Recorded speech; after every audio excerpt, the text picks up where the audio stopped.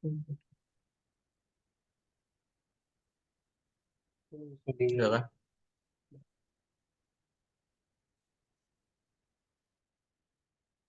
Assalamualaikum warahmatullahi wabarakatuh. Salam sejahtera untuk kita semua. Terima kasih kepada Bapak dosen pengampu, Pak Insinyur Arif Nugra Pontoh, ST, M Engineer, yang sudah memberikan kesempatan kami dalam melaksanakan tugas ujian tengah semester ini. Baik, di kesempatan kali ini kami akan menjelaskan tugas struktur perkasan jalan kami dari kelompok 15. Bisa di next.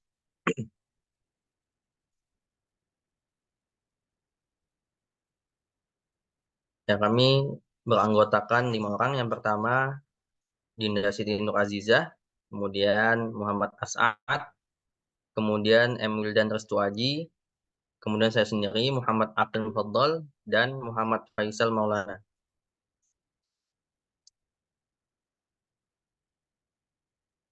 Next.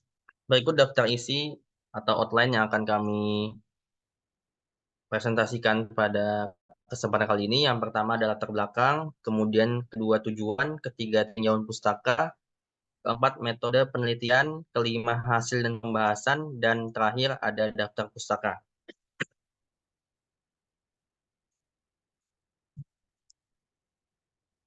Kita masuk ke latar belakang, kita membahas jalan.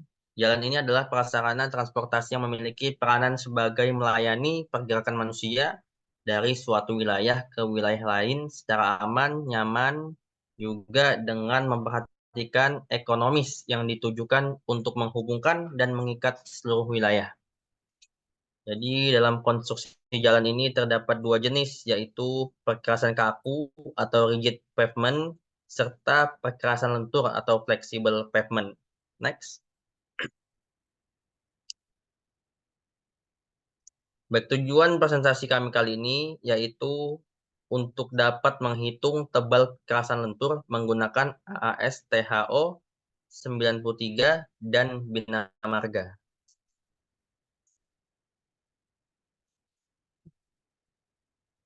Jadi next.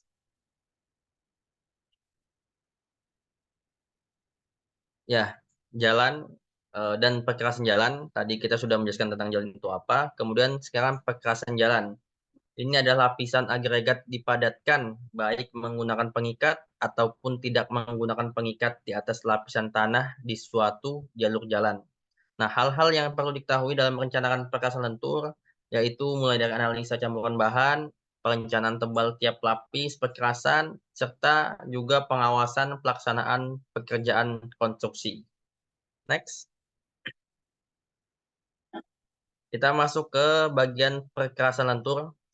Jadi perkerasan lentur ini adalah suatu perkerasan jalan yang terdapat lapisan permukaan, adanya campuran aspal, adanya lapis pondasi, adanya lapisan pondasi bawah atau subbase, serta lapis tanah dasar atau yang biasa kita sebut dengan subgrade. Jadi tanah telah dipadatkan melalui mekanis atau tanpa stabilisasi secara kimiawi.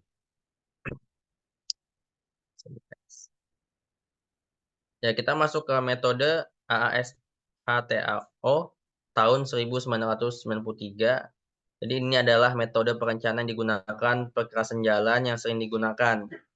Metode ini memiliki parameter-parameter untuk perhitungan ketebalan perkerasan lentur. Di antaranya ada modulus resilin atau MR, repetisi beban selama umur rencana, kemudian umur rencana itu sendiri, kemudian structure number, reliability, serviceability, drainase, dan modulus elastisitas lapisan.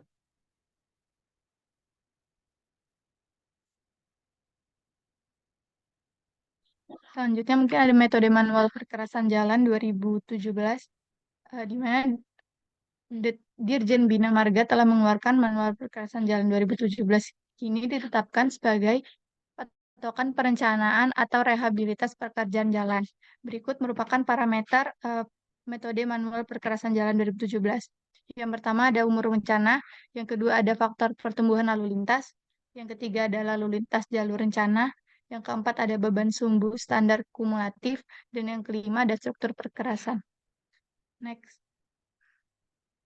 Ini berikut merupakan bagian alir dari metode penelitian ini. Bisa dilihat. Next. Selanjutnya ada pengolahan data.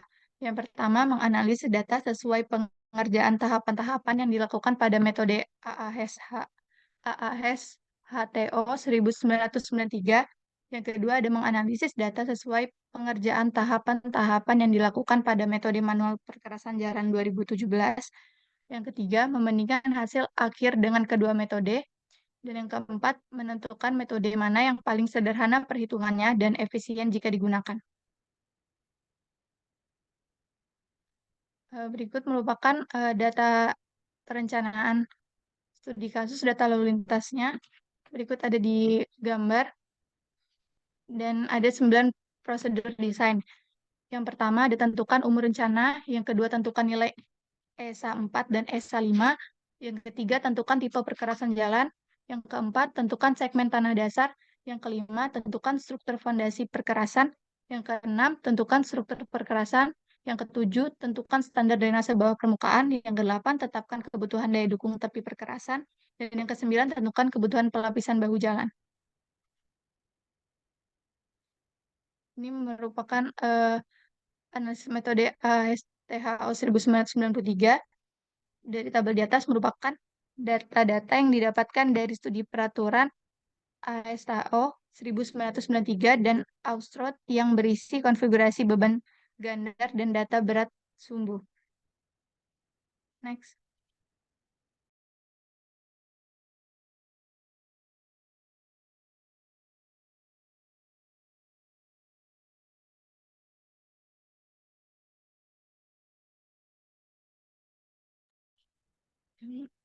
Ini merupakan analisis metode ASTO selanjutnya, lanjutan dari yang tadi. Ini merupakan rekapitulasi perhitungan ESAL sebagai berikut. Dengan rumus E sama dengan beban gandar dibagi beban grup gandar dibagi beban gandar dipangkatkan 4. Didapat sebagai berikut.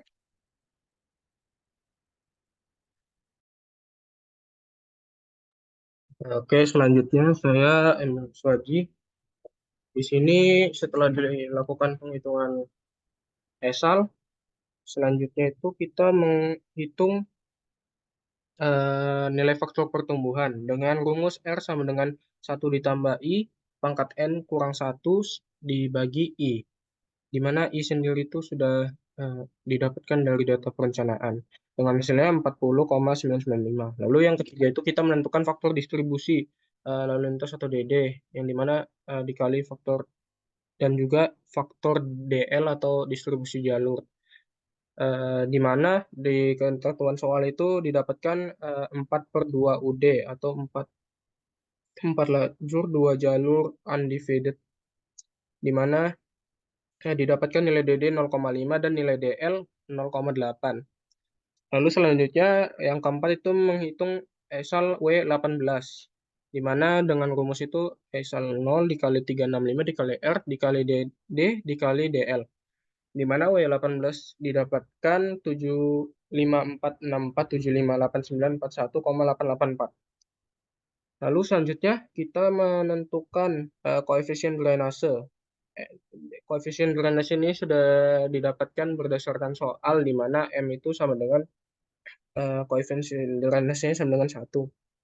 Lalu di langkah selanjutnya itu kita menghitung tebal perhitungan lentur, di mana di sini sudah didapatkan tadi W18, lalu didapatkan juga nilai CBR tanah itu dari soal 6%, lalu didapatkan juga koefisien drainase sebesar 1. Oke, selanjutnya di sini ada tabel-tabel yang digunakan untuk mendapatkan nilai ZR dan juga nilai R, di mana nilai R sendiri itu didapatkan 95%, kita tarik garis ke arah ZR itu sejajar, di mana didapatkan nilai ZR itu 1,645.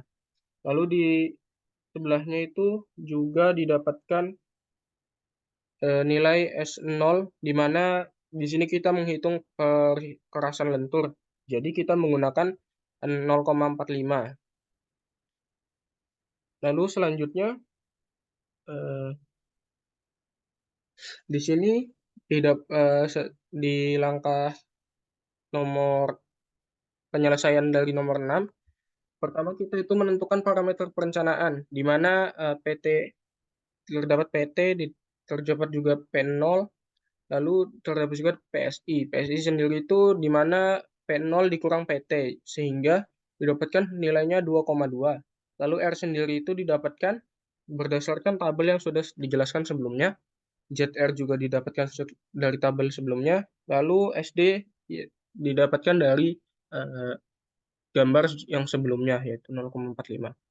Lalu selanjutnya, kita menghitung lapisan subbase course, di mana di sini didapatkan batu pecah kelas A CBR-nya itu 80%, lalu A2-nya itu 0,13, dan di lapisan subbase course itu digunakan batu pecah kelas B dengan CBR 50% dan A3-nya itu 0,11, serta MR yang didapatkan itu 12.000 PSI. Lalu langkah yang ketiga itu kita menghitung tebal lapis perkerasan, di mana di sini sudah tercantum rumusnya, yaitu yang berasal dari log 10 W18. Jadi kita menghitung dari lapisan per lapisan, di mana lapisan surface course itu didapatkan nilai D1-nya itu sebesar 13,714 inch, yang dikonversikan menjadi 34,82 cm. Lalu untuk lapisan base course-nya sendiri didapatkan 12,385 inch dengan konversi 31,44 cm. Dan lapisan base course, subbase course didapatkan 31 inch atau sebesar 78,74 cm. Di bawahnya terdapat tabel dari rekapitulasi lapisan-lapisan yang sudah dihitung. Selanjutnya, kita melakukan analisis terhadap metode bina marga, di mana dari metode bina marga ini sendiri data perencanaan dan data lalu lintas yang digunakan itu sama ASTO, yang dimana langkah pertama itu kita melihat di sini ada tabel perhitungan SA5. Di sini tadi didapatkan I-nya itu 7%, DD-nya sama 0,5, DL-nya 0,8 atau 80%. Lalu didapatkan juga itu R 24 sampai 27 itu 2,0007. Lalu untuk 27 sampai 44-nya 18,1010207501. Di sini terdapat tabel perhitungan dari SA5. Dan untuk rumusnya itu sudah ada di sini dari tiap-tiap tabel. Selanjutnya ada kita menentukan jenis perkerasan, di mana menentukan perkerasan dan elemen perkerasan itu kita dapat ketahui melalui tabel umur rencana perkerasan jalan baru. Di sini terdapat tabelnya. Untuk perkerasan lentur itu ada 4 macam. Ini lapisan aspal dan lapisan berbutir itu OR-nya 20, fondasi jalan itu OR-nya 40. Untuk semua perkerasan daerah yang tidak dimungkinkan pelapisan ulang itu punya R-nya 40 seperti jalan perkotaan, lepas jembatan dan terowongan. Lalu untuk CTB itu 40 tahun, dan perkerasan kaku lapisan fondasi atas, fondasi bawah itu dan seterusnya 40 juga. Lalu jalan tanpa penutup atau semua elemen termasuk fondasi jalan itu minimum 10 tahun. Jadi berdasarkan tabel di atas kita menggunakan UR yaitu 20 tahun. Oke, selanjutnya dilanjutkan oleh Asap. Baik, selanjutnya itu menentukan nilai faktor DD dan DL, di mana nilai faktor distribusi arah DD dan faktor distribusi lajur DL dapat diketahui berdasarkan jumlah lajur. Nilai DD untuk jumlah jalan dua arah umumnya diambil 0,5 atau 50%, sedangkan Untuk nilai DL dapat dilihat melalui gambar 4.3 faktor distribusi lajur, di mana dapat diketahui bahwa nilai faktor distribusi lajur DL adalah 80% atau 0,80, karena di sini ada di dua lajur di setiap jalurnya.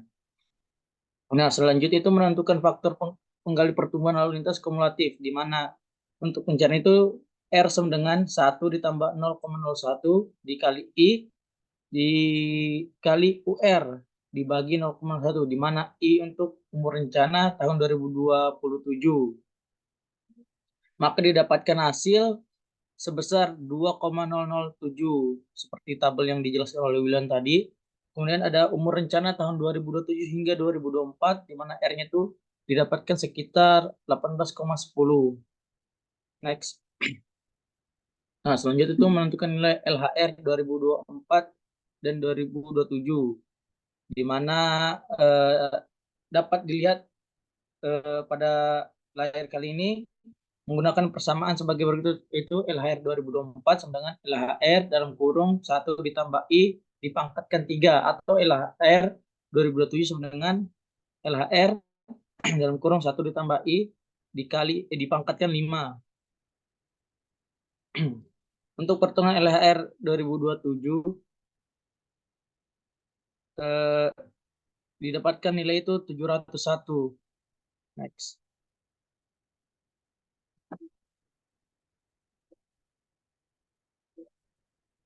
Selanjutnya ada analisis dan pembahasan menentukan nilai SA5 pada rentang 2024 hingga 2027 dan 2027 hingga 2024.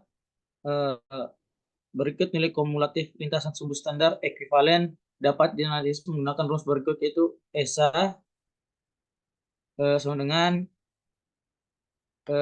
bisa dilihat di layar.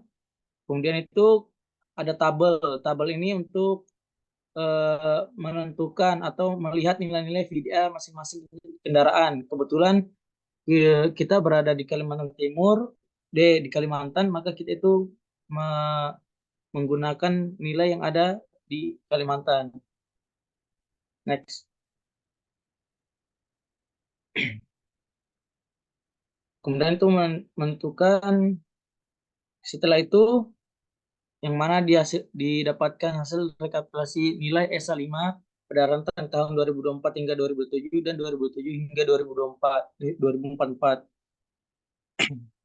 di mana rekapitulasinya bisa dilihat berdasarkan rekapitulasi di atas diketahui bahwa total SA5 adalah 80 juta yang didapatkan dari penjualan SA5 2024 ditambah SA5 2027 hingga 2044, sehingga dapat diketahui tingkat kesulitan level 2. Next. Nah, di sini kita mengetahui bahwa tingkat kesulitannya itu level 2, di mana pada tabel pemilihan jenis perkerasan ini kita mengambil untuk struktur perkerasan itu ACWC, modifikasi, atau dengan CTB, di mana itu kita itu tadi mendapatkan nilai buat SA-nya itu 80 juta, berarti masuk di tabel 30 sampai 200. Maka kita tarik garis dan mendapatkan nilai 2. Dengan catatan tingkat kesulitan itu kontraktor besar dengan sumber daya yang memadai. Next.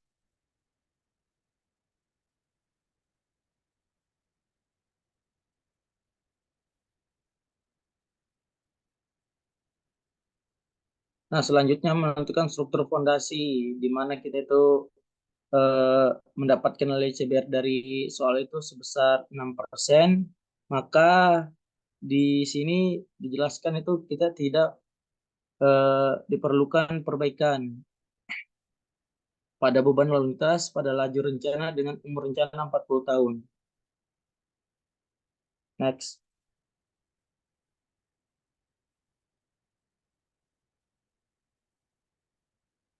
Nah, kemudian itu ada tabel repetisi beban, di mana kita itu mendapatkan nilai pada F3 itu karena rentan 50 sampai 100, di mana nilai ACWC-nya itu 40, kemudian ACBC-nya 60, ACBS-nya 125, CTB-nya 150, dan fondasi agregat kelas A-nya itu 150. Next. Oke, kemudian kita itu menentukan standar deviasi bawah permukaan, di mana sudah dijelaskan pada tabel berikut ini dengan dukungan tepi perkerasan dengan kemiringan 1,3, keterangan untuk tanah lunak CBR lebih dari 6%. Kemudian ada nilai D-nya itu atau perkerasan didapatkan nilai 150 mm didapatkan pada awal perencanaan tadi. Kemudian ada nilai S-nya itu untuk nilai S sendiri ini tidak diperlukan. Kemudian ada nilai C sebesar 1100 mm. Nilai C sendiri itu memiliki keterangan itu lapis penopang. Kemudian dari semua nilai yang kita dapatkan ini kemudian dijumlahkan yaitu D ditambah S ditambah C. Maka dihasilkan nilai 1250 mm untuk nilai tepi luar. Kemudian di sebelahnya itu mencari nilai dukungan median. Kalau tadi kita mencari nilai dukungan tepi perkerasan, sekarang kita mencari nilai dukungan median. Yang dimana untuk nilai ACWC-nya sudah didapatkan yaitu sebesar 40 mm dari tabel 4.12 repetisi beban kategori F yang tadi saya sudah jelaskan sebelumnya. Nah, untuk nilai ACBC-nya itu sebesar 60%, ACBS-nya 125 mm, nilai CTB-nya 150 mm, untuk LFA kelas A-nya itu 150 mm. Mungkin dilanjutkan teman saya selanjutnya.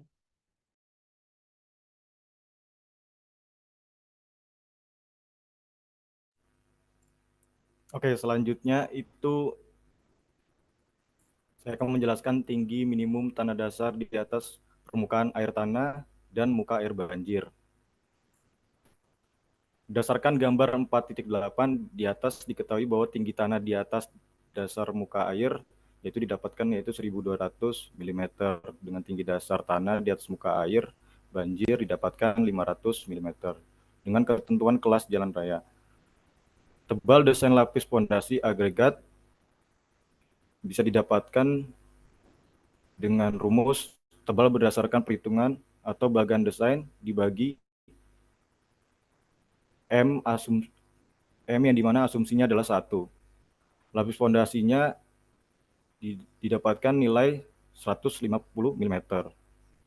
Jadi dapatkan tebal lapis yaitu 150 mm.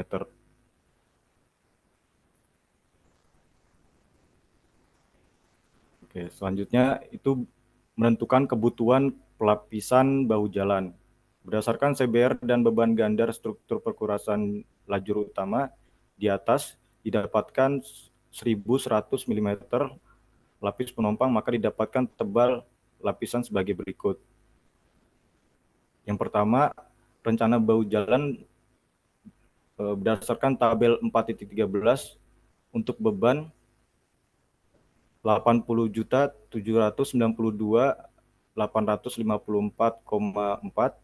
dikali 10% didapatkan nilai SA 8.079.285 juta. Dengan menggunakan CBR 6% diperlukan penutup setebal 450 mm yang dimana didapatkan dari gambar 4.9 beban SA 8 juta. Tebal total perkerasan lajur utama itu 525 mm, lebih besar dari 450. Jadi tebalnya minimum dari perkerasan bahu jalan.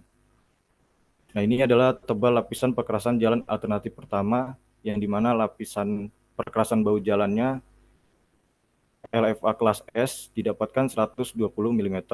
Untuk LFA kelas A-nya didapatkan 325 mm. Untuk lapis penopangnya itu 1100 mm.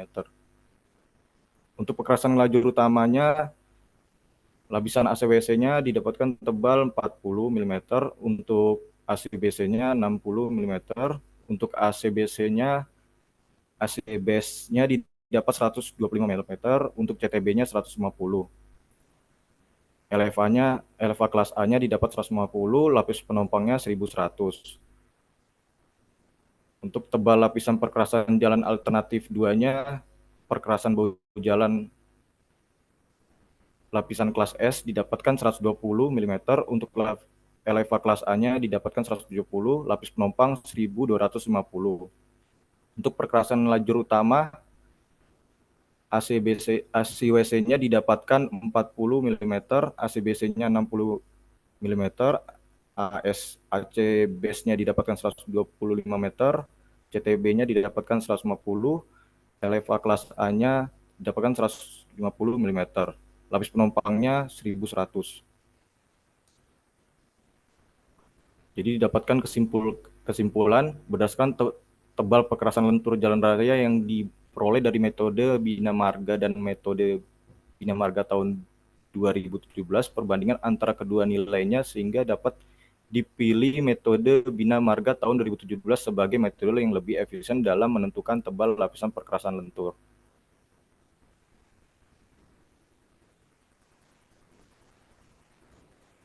Ya, sekian dari kelompok kami. Jika ada salah mohon dimaafkan. Assalamualaikum warahmatullahi wabarakatuh.